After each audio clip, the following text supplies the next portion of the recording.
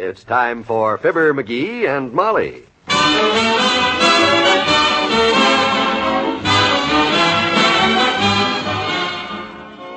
Every weekday at this time, NBC brings you Fibber McGee and Molly transcribed. The show is written by Phil Leslie and Len Levinson and directed by Max Hutto.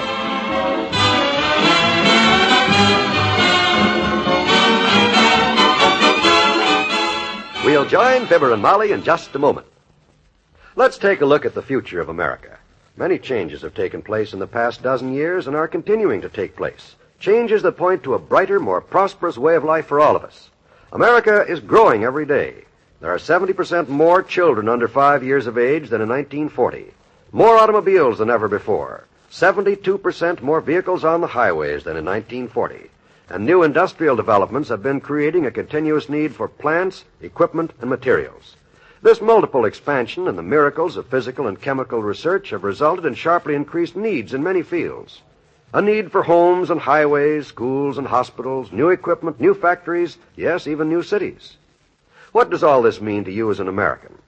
It means greater opportunity, more work, greater security than our country has ever known. To learn more about the opportunities tomorrow holds, write Box 1776, Grand Central Station, New York, for the free booklet, The Future of America.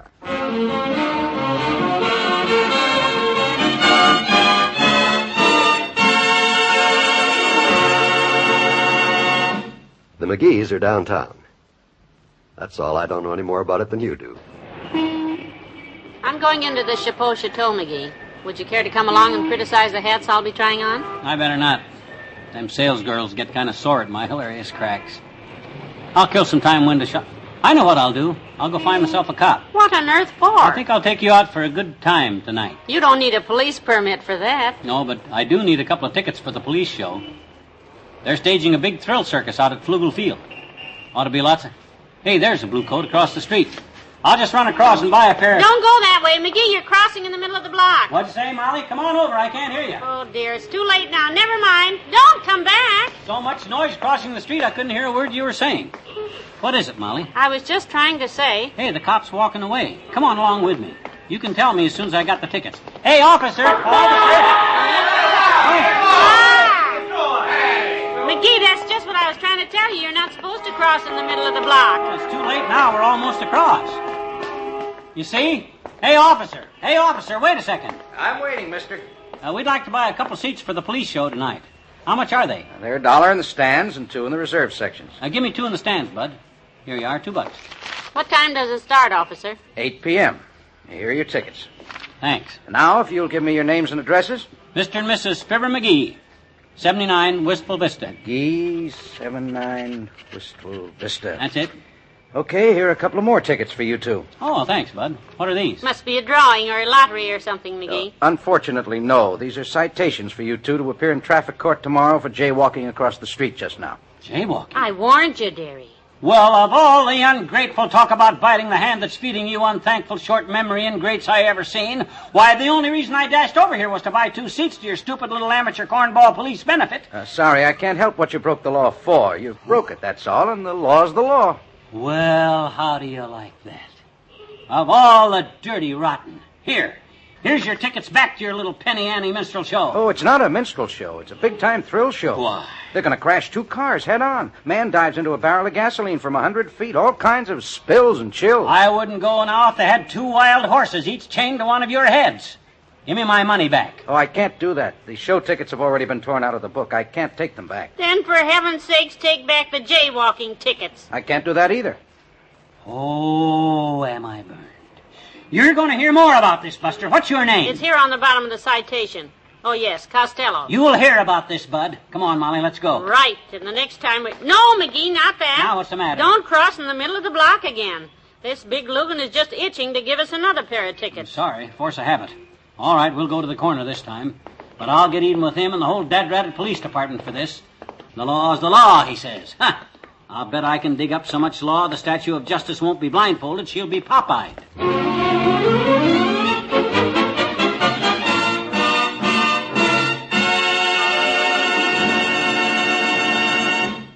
Back to Wistful Vista in a minute.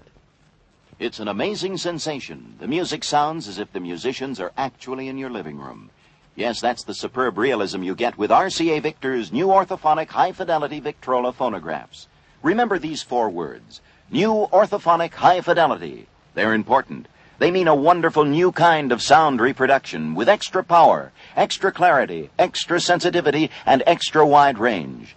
Now all this can be yours in a stunning console, finished in mahogany for as little as $199.95.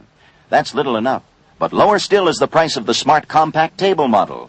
That can be yours for as little as $139.95. To get all the facts, visit your RCA Victor dealer. Ask him to demonstrate the new orthophonic high-fidelity Victrola phonographs. After one demonstration, you'll never be satisfied with less. Remember the world's best names for quality. RCA and RCA Victor.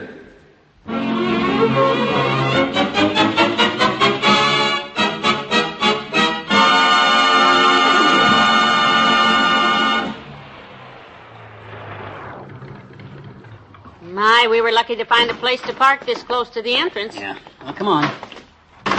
McGee, what are you doing taking that big, heavy book into Flugel Field with you?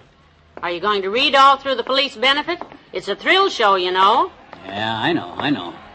Am I going to get a thrill showing this book to the police for their benefit? Yes, but what's it all about? You spend hours down at the library, and I don't know what you're doing. Ah, you just wait, Tootsie. Now let's get in and find a couple of seats.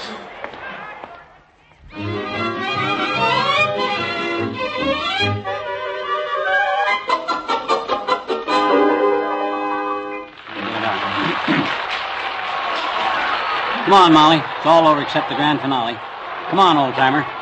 I still don't understand why you're dragging us down here to the dressing rooms. No, Johnny. Now, what you need me for? It's all going to be explained pronto, old-timer. This looks like the front office. Come on in. I hope it's all right. Can I do something for you folks? Not for me, officer. Who's the high mucky-muck in charge of this show, officer? Well, that'd be Inspector Glover. He's busy right now. What's it about? Just trot him out here, Bud. You'll see. Glover's going to be a lot busier in about 2 minutes. McGee, don't be... Somebody want me? I want you. You, Glover, the police officer in charge of this shindig? That's right. What can I do for you? You see this book? Here, take a peek at the title. You may have seen it before. Complete Ordinances, City of Wistful Vista, 1954. Now, look, Bud.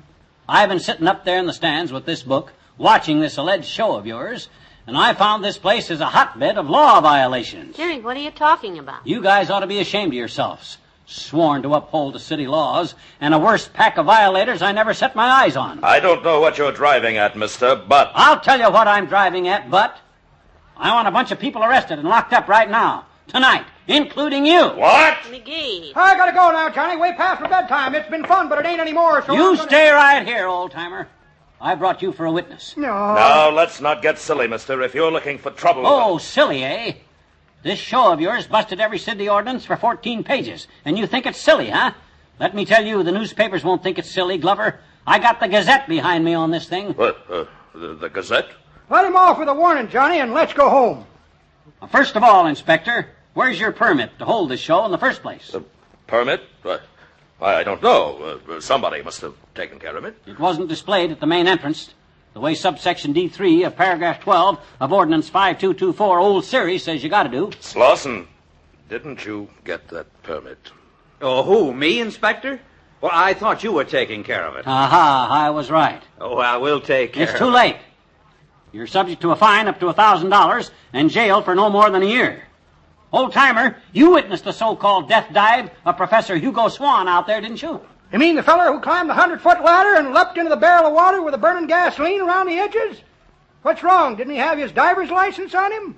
You don't need no license to dive.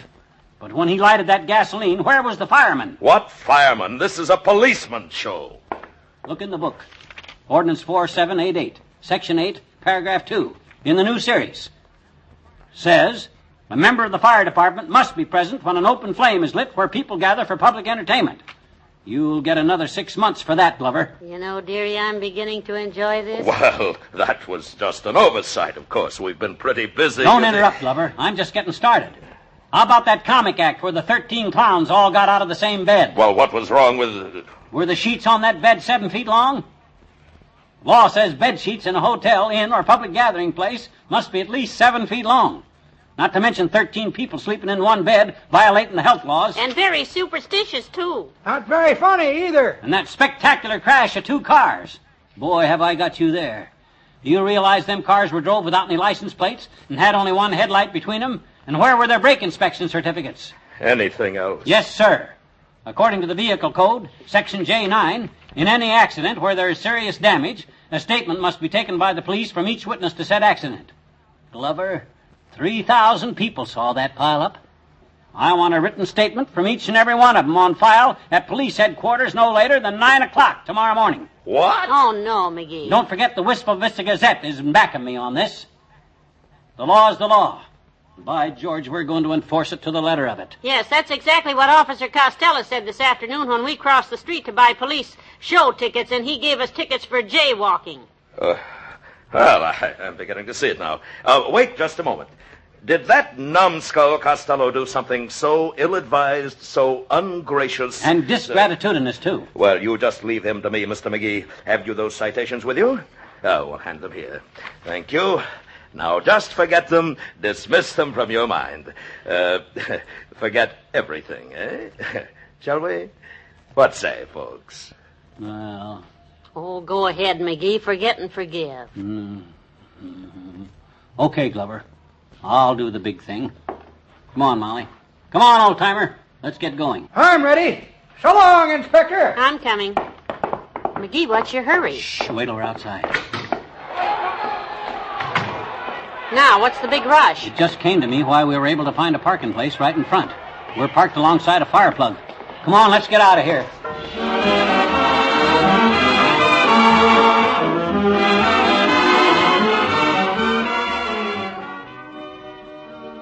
Fibber and Molly will be right back.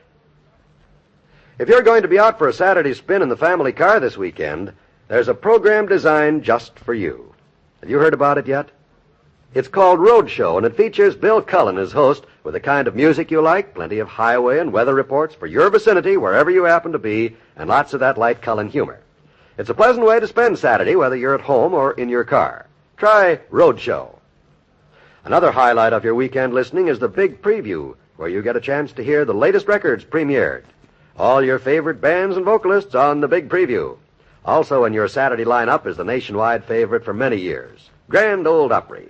Tap your feet and swing that gal and join the fun on Grand Ole Opry. And leaving Saturday behind for a moment, here's a word about the Sunday lineup.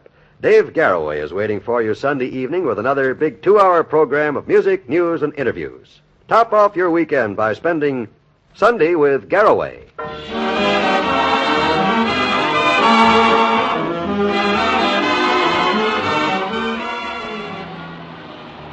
Boy, I sure showed them guys, didn't I? Oh, you sure did, McGee. I think it was that crack about having the newspaper behind you that scared them. Oh, that's what it is. No wonder this car seat feels so uncomfortable.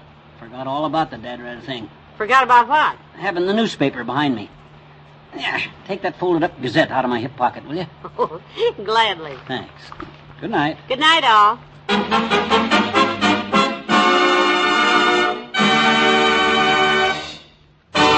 NBC has brought you the Fibber McGee and Molly program, transcribed, with Bill Thompson as the old-timer, Tyler McVeigh as Slauson, Bill Conrad as the inspector, and Jack Moyles as Costello. This is John Wald wishing you all a safe and happy weekend. See you Monday on Fibber McGee and Molly.